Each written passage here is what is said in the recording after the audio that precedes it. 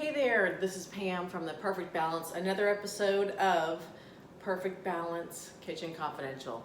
Now, I love to bake. I have no kids left at home anymore, but I am going down to give a nutrition talk for my daughter's soccer team and want to bring them some healthy treats. They're just going to be done with practice and they're going to be a little bit hungry, and if I don't feed them, they're not going to listen to me. What is my favorite treat to make? So easy. You got some oats. Chocolate protein powder. We can't do dairy, but we do this. I get this at Costco. I don't have any regular peanut butter. Peanut butter or powdered peanut butter works. Baking cocoa. I put in mini chocolate chips for fun, and mini goes a lot further than regular. And then canned pumpkin and banana.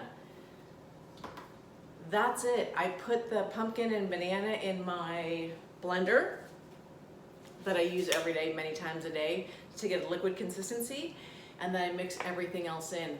Bake them in the oven at 375 for 9 or 10 minutes, and they are soft and delicious and full of goodness, especially for anybody after a workout. Now, I love sweets more than anything else. I don't care about salt. Could never have a chip again and be fine, but sweets, yum. I especially love batter.